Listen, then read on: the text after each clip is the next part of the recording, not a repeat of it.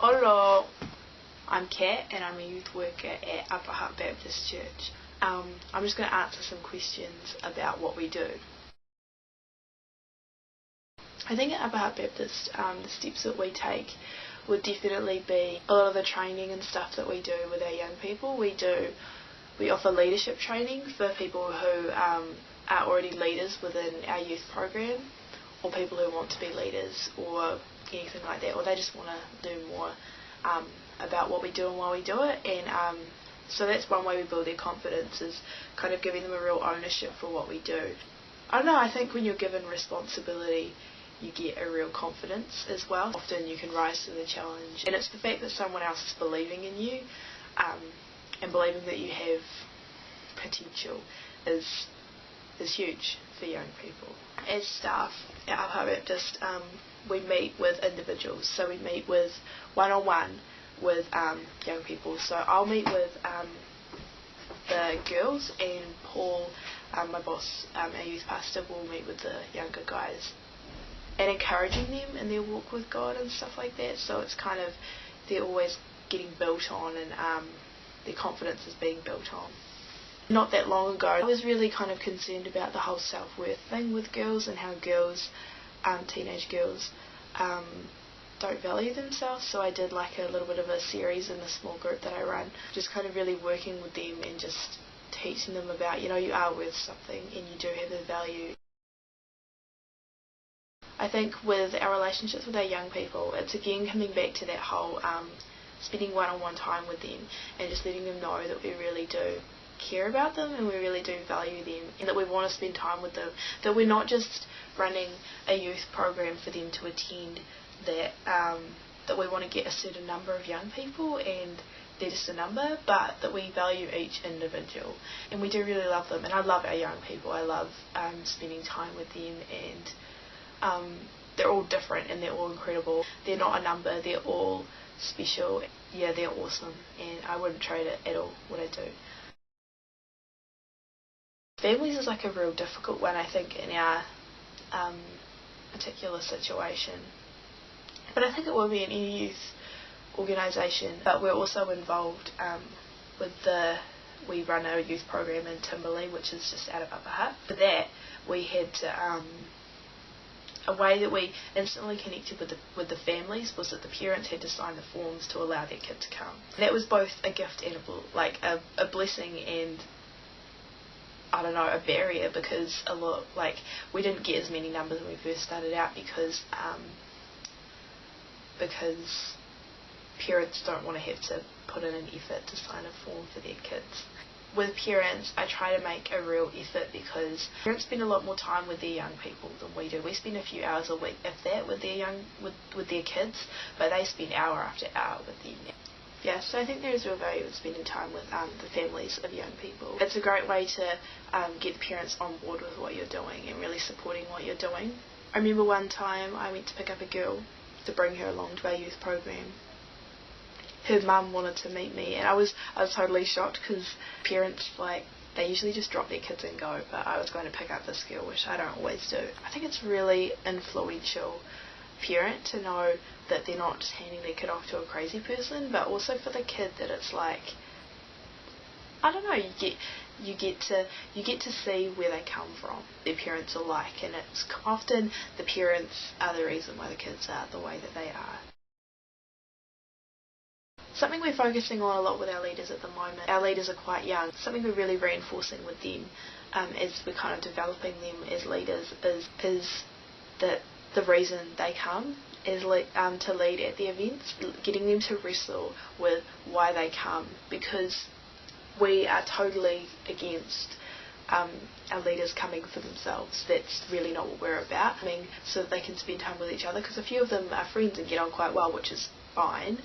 Sometimes you'll catch the leaders just kind of having a lapse and they'll just be hanging out with each other by themselves, and the young people are just doing whatever and stuff like that. So it's like just reminding them and just being like, hey guys, is it okay if you go and hang out with the young people, because that's what we're really here for. We're not here to hang out with our mates and stuff.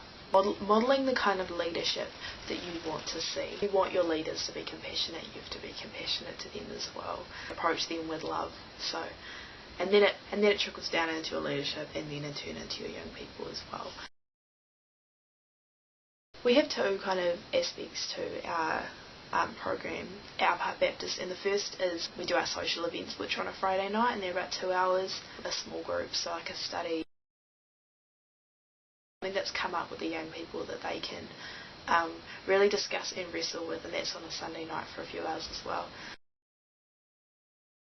It's really subtle life skills. I mean, we don't want them to come on a Friday night and then feel like they're at school, about them having a good time, but I think a lot of the underlying kind of stuff that they'll learn from it is how to connect with people their own age that are from different schools. Learning how to meet new people and interact with people your own age. And sometimes we'll do social events that are fun, but we'll have a focus on team building and working together and problem solving and stuff. We don't do that all the time because it could get tired. But on a Sunday, we really do. It is life skills. It's all about life skills. How do I kind of figure out who I am, and how do I deal with this particular issue and wrestle with it. And looked at relationships and the dangers of relationships and stuff like that not that long ago. We did a series. It's not all about because I'll take it or Paul will take it, but it's not about us talking about it and telling them what they should do. It's about them really wrestling with the issue and finding how they really feel about it, and finding themselves and being like, this is what I'm okay with, this is not what I'm okay with. On the day we did a small group, and it was about defending your faith, because we are Christians, and so we do teach a few Christian things. It was actually one of the ideas of the young people, which I was completely blown away with.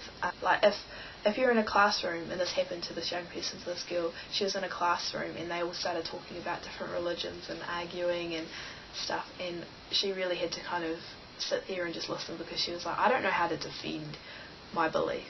We kind of got to the end of the end of the time we were really allocated for our study, and they were still so interested in what we were doing. And I think with a lot of the life skill stuff that you teach, you have to ask the young people what it is they want to know. You can't just assume all the time it's an issue, so we need to deal with it. To ask them what their real issues are, what they're really dealing with at school, because we don't always know. I mean, really key for our Friday night social events, because our young people really get an opportunity. This is where they connect with each other and stuff like that. So I think it's really key that the young people do connect with each other, because we can spend hours and hours and hours with a young person, asking them and getting to know them and hang out with them. But I think the real turning point is where they're connecting with the people that are their own age. There's also real power in spending a lot of time one-on-one with a young person, because often as an older person, kind of just coming alongside them and just spending time with them, because you're paid to do it, but because you genuinely just like them. There's a real power in that, and it's kind of like a older brother, older sister to younger brother, younger sister kind of relationship. A great way for people to be connected. Something else that we're starting to implement is and so we'll sometimes, if there's a kid that's kind of on the fringe of what we're doing, we'll find a kid that's at the centre of it, that is kind of already a leader in their group of friends, and we'll get that person and connect them with the person on the fringe. So it's like leadership at its best, leadership from within. You just pull that person from the fringe and then they're within the group and connecting. It's a hard question. You said a character growing or changing. I definitely do, but it's different with every young person. I think we often what's going on with the young people and what issues they're facing, and I think the changes that we see attitude changes. Sometimes it gets better and sometimes it gets worse. I think the real kind of times you see young people's character change is when you take them away, a period of time, so a camp or something, and they've pulled out of their normal situation and they're forced to spend time with each other and with you. You see what's really going on, and I think the way the youth behave is a lot to do with their current situation. So if there's a kid that's playing up, they're playing up for a reason. You know, you've always got to come back to there is a reason that kid is the way they are. You kind of be like, okay, not that this kid is a pain, but this kid's got some stuff going on that's causing them to play up, and it could be really bad, it could be really serious, or they're struggling with something. And I think I've seen that a couple of times when I take young people around camps, is they really just kind of really struggling. And I mean, it's really hard sometimes. I'm with somebody who really loves them, cares about the person that they're really struggling, and yeah, you just want to love them and stuff, and it's really hard and stuff. So I think that's kind of how we monitor some of the character changes. But I think the real big changes that happen with young people will often be because something has happened to them, something bad has happened to them, or something really good as well. It's not always dark and gloomy. It's some good stuff can happen, and that can really shape their lives as well. I absolutely think we do. I'm really in a real battle with identity with young. I really want them to just grow and to just search and find out who they are. And I think there might be other youth organisations that want their young people to really fit into a mould of who they're supposed to be. Something I really struggled with as a young person. You know, I felt like I had to. It really took a real leader to come into my life and to tell me that I didn't have to do that, that they liked me just the way I was, and that I did things differently, but that didn't mean I did them the wrong way. I think for me, taking that and coming really alongside young people and just being like, you know, we love you just the way you are, and if you're figuring out who you are, we want to support that and really journey with you with that, and it's one-on-one, or if you want us to set you up with like an older mentor. That's what we've done with a few of our young leaders, is we set them up with mentors so that they're communicating with somebody who's a bit older, who's maybe got kids or whatever and stuff like that, maybe not, who's really kind of been there, done that, and they can really just connect with them on that level. Someone who's wise and stuff like that. It really supports them on their journey. We don't ever turn away people to be a part of the youth stuff that we do because of their identity, because of who they are or where they come from or anything like that. If anything, we open the doors wider to let them come in. It's quite a new thing for us, but we're quite involved with the community now. That we run a program in Timberlea for youth, which is quite similar to what we do on a Friday night, but it's on a Wednesday and with a completely different group of kids. This program is, some of them are at-risk kids, a few of them are quite a bit of hard work, a lot of them have got it really tough. It's totally a different stretch from our Friday night. They have a totally different living situation and a totally different outlook on everything, and their attitudes and things are so different. And I didn't like it at the beginning because I really struggled understanding the kids and really connecting with them because they're different. But I think the kids are incredible, they're amazing, and the amount of appreciation they have for what we do is outstanding. They're not always polite, and they're not always and they play out quite a bit, but they do it for a reason, and that's because they've got a tough living situation. I've done other stuff with the community. I've coached hockey and stuff in the past. I did that last year, and I did like it, and I can do a lot more in the community with what we're doing with Timberlea than I ever could with hockey and stuff like that. I think it does. I think it's something we could work on, absolutely, but the big picture is leadership development. So it's leadership skills to the next generation, so that if I was to leave or whatever, the stuff that I've implemented and that I've started will continue within the leadership, and then they'll teach it on to the next group and blah, blah, blah, blah. So it's like, that is the bigger picture, that this organisation isn't just about one person or two people, it's about longevity and about passing it on to the next person in the form of leadership and leadership training.